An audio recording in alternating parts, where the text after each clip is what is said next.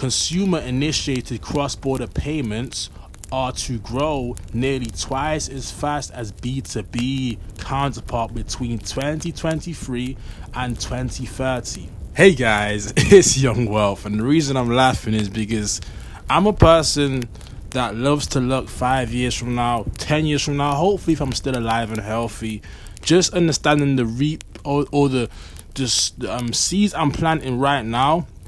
We're gonna reap them heavy within this next year, within this next 5 years, within this next 10 years.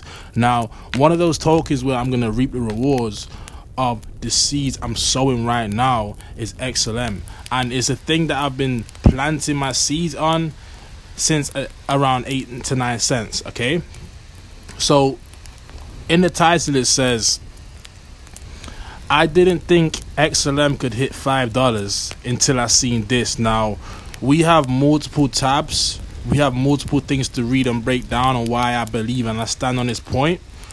So we're gonna get into it. If you enjoy my video, smash the like button, hit the subscribe button. Now, the first thing I want to talk about is this right here, right? Because we know that the main utility for XLM, XRP, is payment solutions. That's what they really want to be involved in, right? Now, I asked Google, how much money does Swift move daily, right?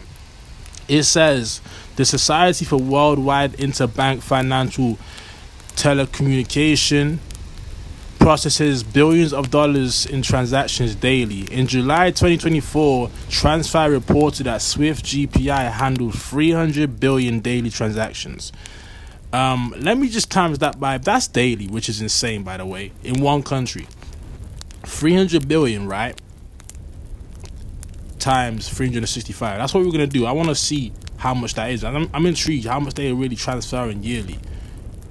300 billion times 365 is, that's 500 million, 500 billion, 109 trillion, okay? This is $109 trillion.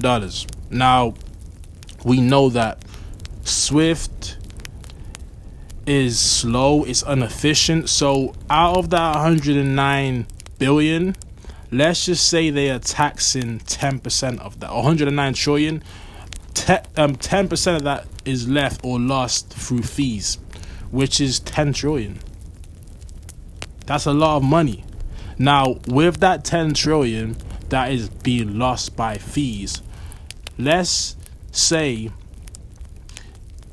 XRP, XLM, they are both adopted, right? They are both being used. XRP is being used for B2B payments. XLM is being used for P2P. Now, if you don't know what that means, B2B equals business to business, cross-border payments. P2P equals personal to personal or person to person payments, okay? So as you can see, like, Swift is, just by fees, they are either losing or making $10 trillion through the fees they charge people. It's inefficient, right? Now, if we divide that by, or we times that by a quarter, which is 0.25, right? How much does that give us? I want to know. A quarter of a trillion, right? It gives us 2 trillion. Gives us 2 trillion. Okay? Now, we know the circulating supply for XLM is 56 billion. Now, I know you guys might think this is unrealistic, bro. Market cap of 2 trillion for XLM. I'm gonna give you the game. I'm gonna slow you down, okay? Don't worry. Just watch the video and you understand where I'm going with this, okay? That's a $48 XLM.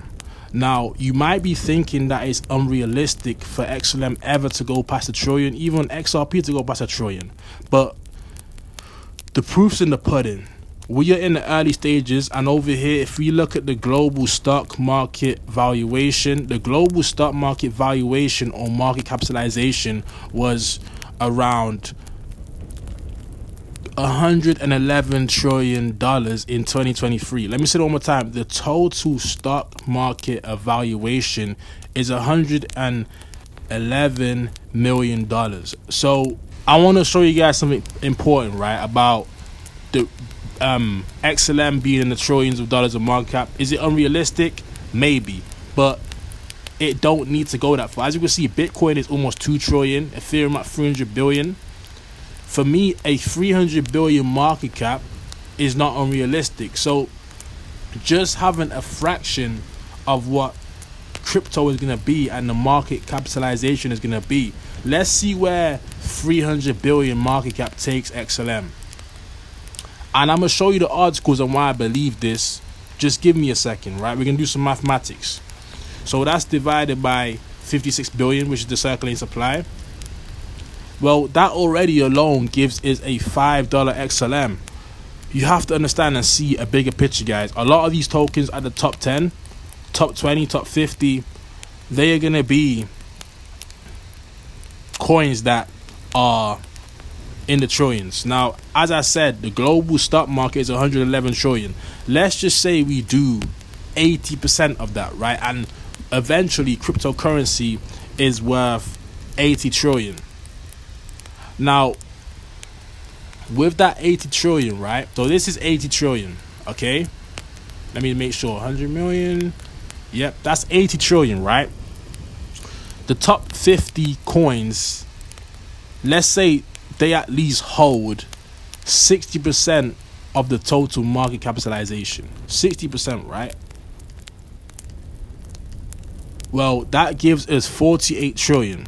So mathematically, on an estimation, at least, and I say at least, okay, at least 20 of those coins will possibly be close to a trillion or in the hundreds of billions. Just picture that for a second. At least half of those coins would be in the trillions or hundreds of billions. Now, you're probably asking, how are we going to get to the stock market valuation? Well, in the next 20 years, the stock market valuation probably be around 200 trillion by then, because business is going to keep growing and growing. And the thing about it, why it's different, you can't look at crypto as one country. This is traded everywhere. Probably traded in some of the countries you didn't expect it to be traded in. But crypto is more or less traded worldwide. So just knowing that information, I'm going to show you the next thing I want to talk about, right? It says the number of SWIFT payments processed on a daily basis reached nearly 50 million messages by the end of 2022. Although the growth did slow down, compared to 2021, the average amount of messages processed daily basis in December was roughly 2% higher. The number I want you guys to remember, right, is 50 million messages. 50 million. Let's look at the messages as transactions, okay? Now, what we have over here, consumer-initiated cross-border payments are to grow nearly twice as fast as B2B counterpart between 2023 and 2030. Now, let me just show you something more important than what I've just read, okay? Because it actually gave me the numbers of peer-to-peer payments, okay?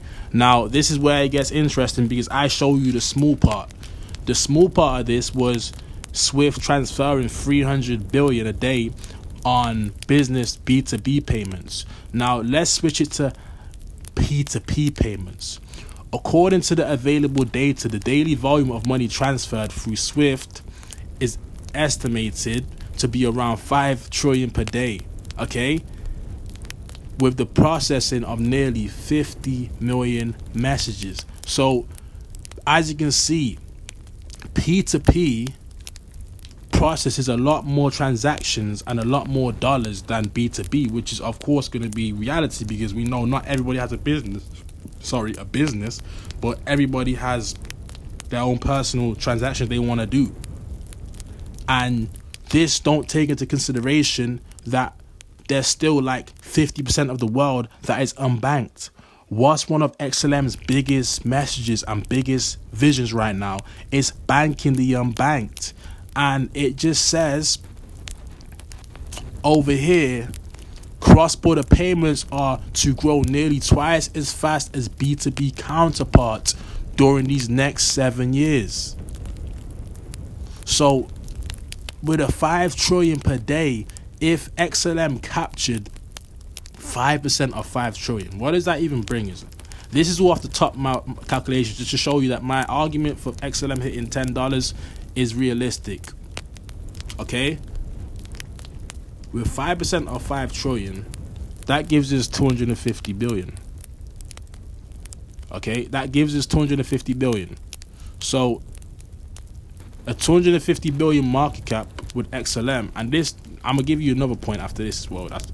That's already a $4 token, and this don't take into consideration just normal people trading it. I'm only considering what the volume or the market cap will be, judging they actually have a use case and adoption through peer-to-peer payments or P2P payments. Okay, so just understanding this, it's like the only way is up. When we look at XLM today at these cheap prices, it's a very low token. It's still in its infancy. If you ask me, this is all like, I always say this, I'm gonna make another comparison. Okay, Amazon stock right now with XLM, we are like 2009. This is XLM right now is Amazon stock in 2009, which was a $2.53. Okay, $2.53.